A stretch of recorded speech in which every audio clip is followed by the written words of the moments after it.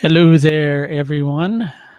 Always that couple of second lag between me hitting the broadcast button and me actually seeing that it's working. So let me put things on pause so I'm not listening to myself talk. And hey, I'm the only one. Oh, there is somebody here. Wow. Amazing. I'm not the only one here. I love it when that happens.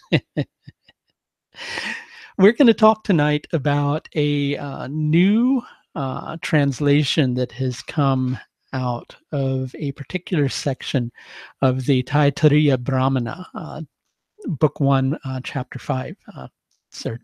And how it contains some very vital information on the nakshatras. And I'm just letting people join us now, so I'm not going to go too deeply into things. But just hello, everybody. But just kind of saying what we're going to do is I thought it might be fun to go through some of these translations of the nakshatras and share them with you. But of course, you can go download this book yourself. It's a free ebook. It's on my colleague Ernst Wilhelm's website. www.vedic-astrology.net, and you can download that ebook for free. But I thought that I would go through some and share some thoughts on them with you. I'm also doing a video series on these, and I'm also going to teach further on these on my Nakshatra course, which is coming up this spring. And I'm sure I'll have some new thoughts on them between now and then. If you're interested in that course, you can visit my website, AuthenticAstrology.com. Click on the link for courses, and it should show you a link for the Nakshatras course. Okay? So we'll let a few more people join us. I'm glad that there are a lot of people tuning in tonight because being the holidays, it does tend to get a little bit slow and quiet because everybody's usually doing things. So just waiting for a few more people to join us, and then we're going to go into this particular discourse on the nakshatras. Okay. I am the man. Thank you for saying that I am the man. I thought somebody else was the man.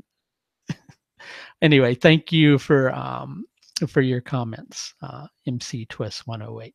Okay, so let's just see. Waiting for a few more people to join us. You can feel free to chime in with your comments while we're waiting for people, and I'll feel free to have a drink.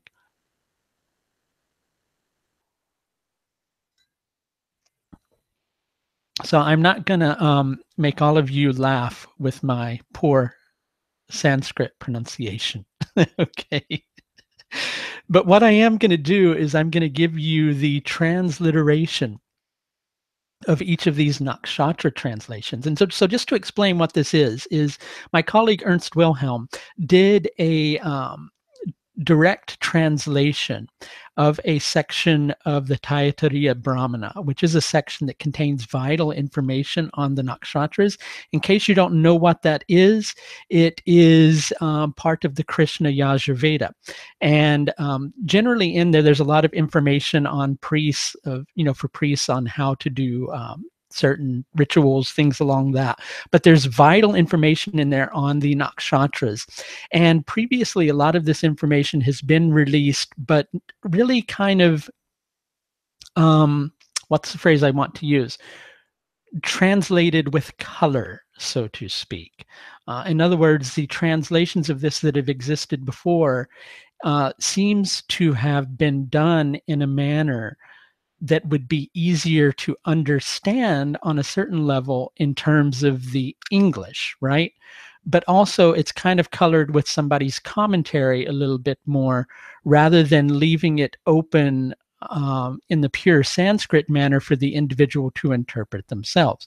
Because things that are sutras, which these are meant to kind of be taken and meditated upon. They're usually several words kind of threaded together in a very brief manner that can either be expanded upon by a teacher and easily committed to memory by the student, or in addition to that, something that the individual can meditate upon and gain further meaning from.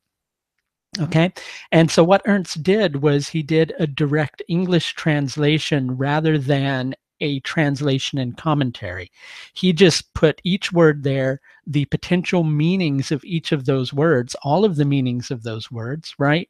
And allowed it to be kind of put together in an English sentence, but in a manner that's not really adulterated, so to speak, right? And it's not like, this is blaming those people who've done, translations before on that. It's just that they were trying to make it easier for people to read. But this is clearer, I find, and it's a lot purer. So here's what we're going to do. Somebody can give me a nakshatra. So the first person who gives me a nakshatra, I'm going to go into that particular nakshatra description. Okay? So I'll wait for somebody to do that. And then we'll go into the text on that particular nakshatra. While we're waiting for somebody to do that, again, this information is going to be shared on my course. If you want to register for that course, you can do so at AuthenticAstrology.com. Just go to the courses page. Okay. All right. So, and somebody says many of the translators are just Sanskrit scholars, not good astrologers, and it can kind of become very vague. Well, yeah, and that's why we have an astrologer who's done it and equally not interpreted it and left it open to interpretation. So somebody said Pushya first, and so we're going to go into that. Okay. And interestingly enough, a lot of the nakshatras have different names. Okay, and such is the case with Pushya Nakshatra. Pushya Nakshatra is called Tisha. Tisha. Okay, so basically, the translation, I'll give the words and then I'll put the translation. And so I will do a little bit of Sanskrit, but I have to admit my pronunciation is not so good. Brihaspatehe, of Brihaspati, literally of the Lord of Abundance, of the Lord of Devotion and Prayer, of Jupiter. Tisha, auspicious, fortunate. Juvataha, tongue of Agni, a flame, hence the act of sacrificial worshipping where the tongue of Agni, a flame, licks the offerings. Parastat, from above. Yajamana, worshippers. Avastat, from below. So we kind of put these words together. What do we get? The auspiciousness of Brihaspati. The auspiciousness of Brihaspati, the Lord of Devotion, is worshiping from above, and the worshippers from below. Okay, now that's just a bunch of words put together. We go, what does that mean? And that's where meditating, reflecting upon it, thinking about it comes into being. All we need to understand of Brihaspati, which literally means the Lord of Abundance, right? Lord of Devotion and Prayer. Lord of Devotion and Prayer and the Lord of Abundance are one and the same. So through devotion and prayer comes abundance, right? And basically above. Now here's the interesting thing. Each of these nakshatras has a from above and a from below section. Now there's meaning in this. The nakshatra is working on two different levels. It's working on the level above. It's working on the level of the Paramatman, which each of us has a portion of. We're each have a individual connection to that. And it's also working on the level of the Jivatman, of the level of our manas and our sensory mind. Okay, so the auspiciousness of Brihaspati is worshiping from above. So when we are connecting to that deep connection with pure spirit, pure devotion, God, whatever it is we want to call it, we're doing that through worshiping. Right? That's the higher part of us, being very devoted, worshiping, trying to connect, trying to merge with something, right? And on the individual level, we're all worshipers. But the worshipers and the worshipped and those who are worshiping and the worshipped are one. What are we worshiping? Okay, so of Brihaspati, literally of the Lord of abundance, of the Lord of devotion and prayer, auspicious, fortunate, tongue of Agni, right? So all of these things. So basically, abundance is sacrifice. Abundance is sacrifice. So what is sacrifice, right? We think of sacrifice as something we don't want to do, right? We think of something that's not beneficial for us. We have to give something up, right? Um, we have to accept restriction. We have to do something we don't want to do. But really, on a certain level, that's a necessity. It's a necessity. What is it that doesn't want to do within us? It's usually the ego within us that doesn't want to do. Why does the ego not want to do? Well, because on one level, it wants to feel like it's separate from that that's being worshiped. It wants to feel like it's separate from, needing to have that devotion from something. It thrives on separation, right? So when we have to make a sacrifice, it feels like something that we don't want to do. But really, on a certain level, sacrifice is very necessary. Accepting limitation is very necessary, because in our egotistical mind, we don't know always what is best for us. And so we have to accept some limitation in order to learn a little bit better, ultimately, what is best for us, right? And how do we do that? Our life should be a living sacrifice of worshiping from above with that highest aspect of ourself, with that connection of ourselves that we know to be connected with God already.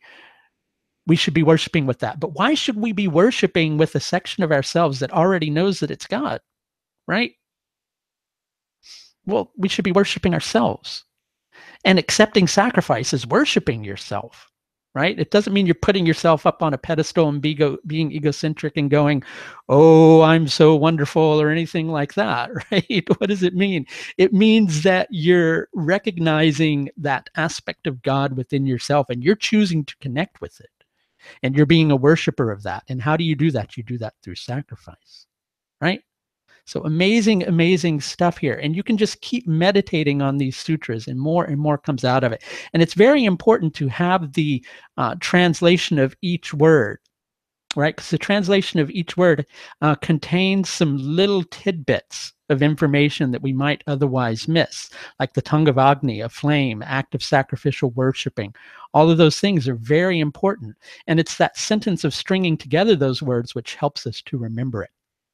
Right. And so there's a lot more information than what I'm sharing here, but I just want to do some quick things. Okay. So somebody else ask I see Shatabhishak Nakshatra. So we'll go to that. Okay. My screen might bounce up and down a little bit because my mouse isn't working. So please pardon me if my head bounces up and down a little bit. Okay. And as I said, some of these nakshatras have different names.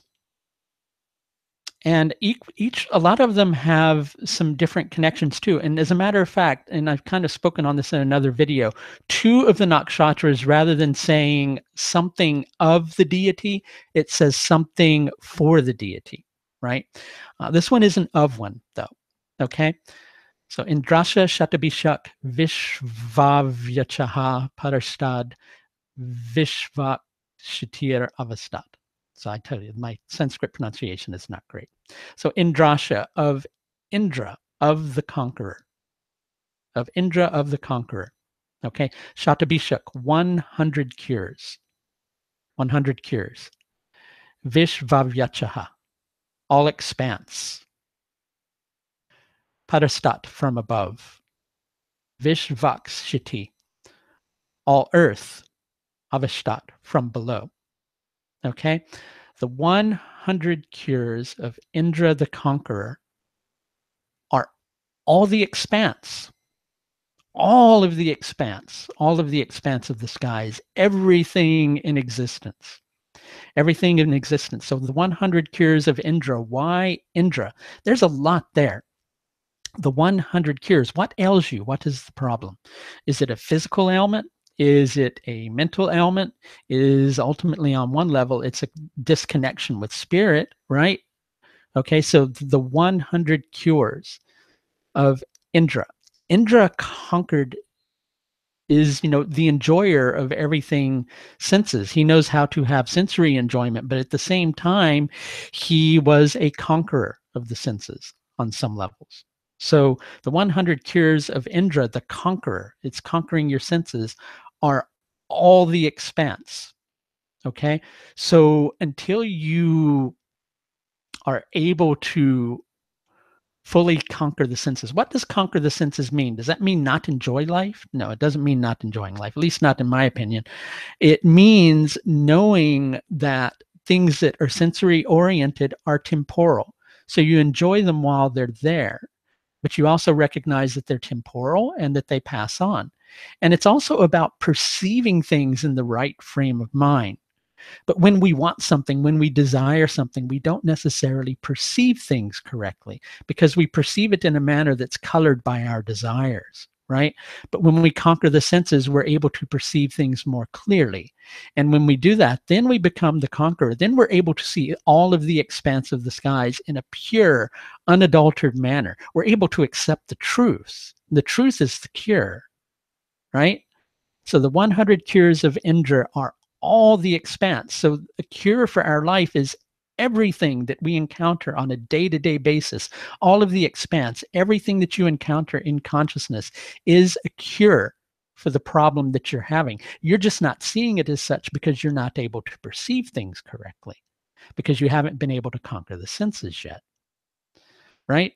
So the 100 cures of Indra are all the expanse from above and earth from below. That's why you're here on earth. That's why you're going through all of this. That's why you're having all of these problems, which seem to you like an ailment. But within each of those ailments is indeed the cure. And that's the bit that you're missing, right?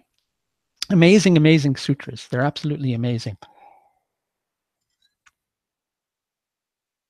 Okay. So we have Chitra. Let's find Chitra. Okay. Let's see if I can kind of go back to it quickly. And interestingly enough, we, generally attribute Chitra to Tvashtar, right? But there's a difference with this. There's a difference. Pardon me. And it's the fizzy water makes me burp. So pardon me. This is another Indra one. Okay. Indrasya Chitra Ritam Paristat Satyam Avastat. Okay. Of Indra, of the conqueror, of Indra, of the conqueror, brights, clears, excellences, right from above, truth from below. Okay, so it's interesting because this is very similar to the one for Shatabhishak. So the brightness, Chitra means, is the bright, and Chitra is associated with one of the brightest stars in the sky. The brights, or the brilliance of Indra, the conqueror, right, is right from above. It's understanding what's right. We were just talking about this, right? It's understanding what's right. And in each moment, as we go through the process of unraveling our relationship to who we are as an individual, which is in itself the great work, which is something that's very deeply connected to Chitra, as we go through the process of unraveling who we are, right takes on a different meaning in every single moment, right? What is right in one moment is not right in the next. And that is a process of Chitra Nakshatra. Chitra Nakshatra will quite often take us in a certain direction, making us think that something is right. Okay. And then we kind of go, well, that's not right. But is it that that was actually wrong in the first place? No, it's that it was right in the moment because it took you down a certain method of thinking. It kind of lured you in a certain direction. The bright of Indra. It lured you in a certain direction, so you could come to a perspective of being able to perceive something a little more clearly, right? So it's right from above, and truth from below. So what we encounter in each moment is right. And then when we perceive the truth of that, sometimes that truth lets us see that what seemed right is actually not right anymore. And that's the truth that we go through in each moment too. But there are some things that stay as truths in our day-to-day existence. They stay, they stick with us. And those are the things that are absolutely right for us. And this is why Chitra Nakshatra has such a deep connection um, to the concept of ethics, right? Ethics and values. It's very important in terms of Chitra Nakshatra. Okay, let's see. So somebody else has come out with Punarvasu. So let's go to Punarvasu. Punarvasu is one of the ones that is not an of, it's a for. And there's a reason for that. It's not just a coincidence, there's a reason for that. Okay? Aditye Punarvasu Vataha Parastata Dardrama Vastata. Aditye for Aditi, the undivided, the boundless, the mother of the Adityas. Punarvasu, restoration of good. Vata, wind. Parastata, from above. Ardram, moist, wet, fresh. Avastata, from below. So parastat ardramavastata. Aditye Punarvasu Vataha Parastata Ardramavastata. Pardon my mispronunciation. I should just take each word separately. So for Aditi, the undivided, the boundless mother of the Adityas, for Aditi, for Aditi, for the mother of the Adityas, for the boundless, for the undivided, is the restoration of good, right? Wind from above, moist, wet, fresh from below. The restoration of good for Aditi, the undivided, is wind from above and moisture from below. So let's look at the wind and moisture bit. What is wind all about? Wind is about change. Wind is constantly blowing, right? Wind brings resistance. You walk on a windy day, especially down by the beach, the wind hits you. You're facing a lot of resistance, right? You're either going to be really firm within yourself or you're going to blow and you're going to move with that resistance, right? So for the sake of Aditi, for the sake of nourishing each of us, for the sake of bringing together all of the things that we have inside of ourselves, we have to encounter change. We have to encounter transformation. We have to be strengthened quite often. And we have to learn how to move and be flexible with the wind at the same time, right? And moisture from below. That moisture is what helps plants grow. It's what helps plants to evolve. It's what helps each of us. It's what refreshes us. It's what refreshes us. So the restoration of good is change and being refreshed because of that change. And that is for Aditi, the undivided, for the undivided, right? The restoration of good for the undivided. The restoration of good for the undivided is going through the change and equally being refreshed by the change that you go through. You'll find all of these nakshatras have a common thread underneath them. They're, perhaps using different words, but they all have a common thread. Okay. Anybody else with another nakshatra? By the way, now's that time for a little bit of, even though we're sharing something, a little bit of blatant self-promotion. So there are some 2018 year ahead consultation spaces still open between now and the new year if you'd like to schedule something in, or any other astrological service can be scheduled on my website at AuthenticAstrology.com. Okay, Purva Bhadrapada Nakshatra. Let's go to Purva Bhadrapada. We can do one or two more, I think, because I want to save some of it for the videos that I'm doing. Okay. I'm going to break this down word by word. Okay. Ajasha Ekapada Purve Proshtapada Vaishvaranam Parastata Vaishvashavam Avastata. Okay. Ajasha Ekapada Purve Proshtapada Vaishvaranam Parastata Vaishvashavam Avastata. Okay. Ajasha, of the unborn, of the goat, of the unborn, of the goat. That's a form of Shiva, 1 foot, one in the same place. The unborn, 1 foot, one in the same place. At the early previous, the feet of a stool. Relating or common to all humans, Vaishvaranam, Parastata, from above. The collective vasus or gods from below. So let's read through this. 1 foot at the earlier feet of the stool of Ajja. Ajja is the form of the divine that is pure potential. Pure potential. He's neither in this world, but equally brings part of his existence. He's unborn. All right. This is a very complex thing to explain. Think of something that's unborn.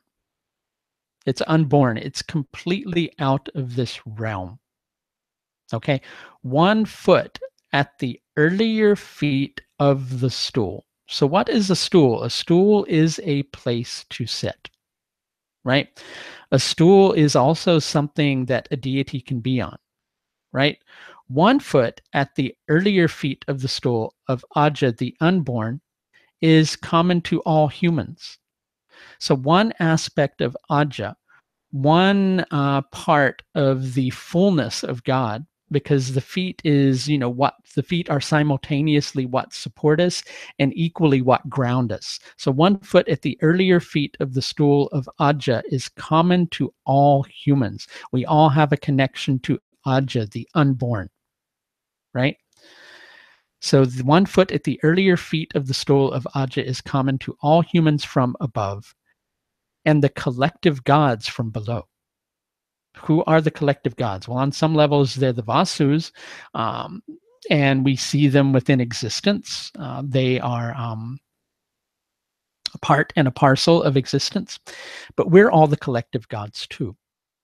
And that's something that this is trying to teach. So of the unborn, of the goat, 1 foot, one in the same place, at the early previous, the feet of a stool, relating or common to all humans from above, the collective Vasus or gods from below. Right? So we have one part of our existence that is in that realm, and we have one part of our existence that is in here. But those two things, even though they're seemingly separate, are one and the same. Part of our meaning of existence here is to uplift ourselves as individuals from just the connection with the mundane consciousness and to recognize that divine side of ourselves. Right? Okay, so let's do one more. One more. Okay, so I see something for Anuradha. I see something for Purva Falguni. I see something for Jyeshtha. I'm going to let one person type the next word that relates to one of those. So somebody type either Ardra, Purva Falguni, Ashlesha, or Jyeshtha, and that will be the next one and the last one that we do. I haven't read through all of these yet, by the way. Jyeshtha. Okay. So some of them I'm newly pondering over here on the spot. Okay. Here we go. Okay, so we're going to do Jyeshtha. There's a lot of things of Indra here. Indrasha, so this is another Indra one. Indrasha, of Indra, of the conqueror. Red, increasing, growing. Rohini, Indrasha, Rohini. Now here's another connection to Rohini. This is actually called the Rohini of Indra, right? Rather than regular Rohini Nakshatra. So Indrasha Rohini, of Indra, of the conqueror, red, increasing, growing. Shranata, Shranata, attacking, crushing. Padastata, from above. Pratishranata, attacking, crushing in return from below. The red growing of Indra, the conqueror, is attacking from above and attacking in return from below. So the red growing of Indra, Indra is the conqueror of the senses, right?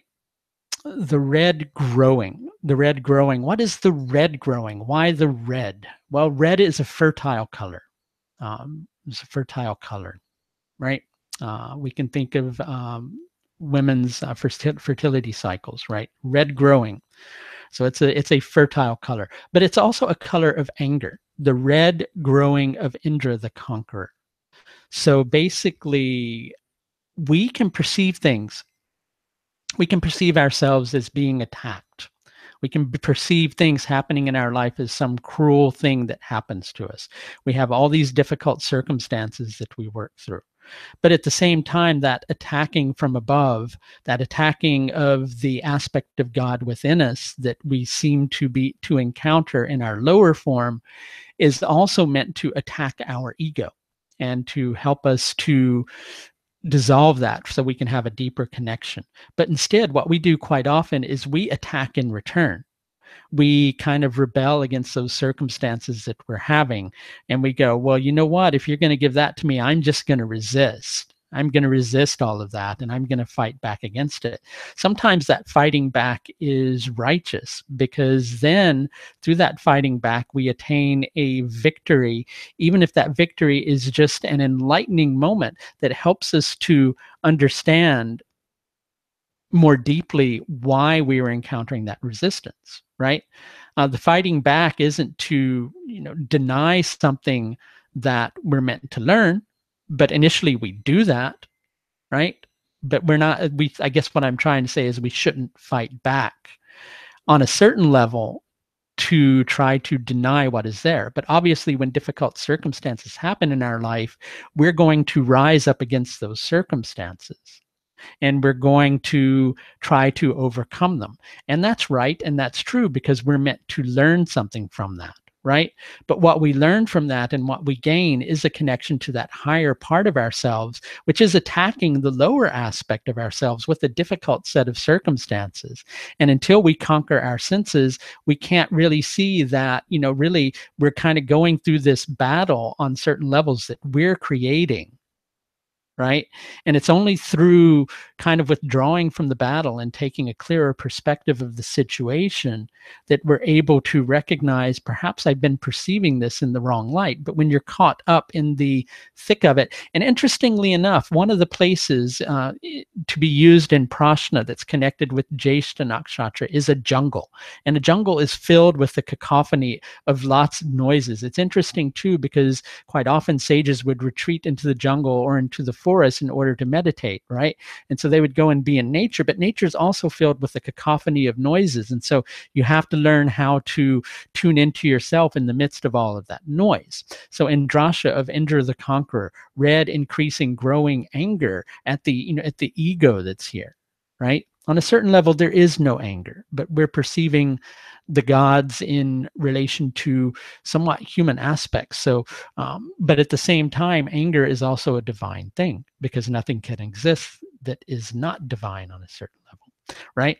So the anger of the divine is coming in to conquer the ego from above. And below, we're kind of attacking and crushing in return, right? And one of the other ways we can attack and crush in return in a healthy manner is through attacking and crushing the ego and allowing the ego to dissolve from below. And that's a healthier use of that. Okay, so we're gonna stop here with this one. I just wanted to do a brief connection with everybody. I hadn't been on live in quite a long time. Just to mention again, my Nakshatra course starts in the spring, is going to last until next spring. If you want more information on that, please go to AuthenticAstrology.com. Click on the courses page. In addition to that, if you wish to schedule an astrological service with me, there is a link there where you can do that. And also there's a testimonial page. If you like my videos, you can leave a testimonial on my testimonials page. That's fine too. Lots of stuff there. I recently updated the website. Okay, so bye for now. Talk to everybody next time that I happen to be on, which I don't know when that will be, right? But until then, happy holidays and bye now.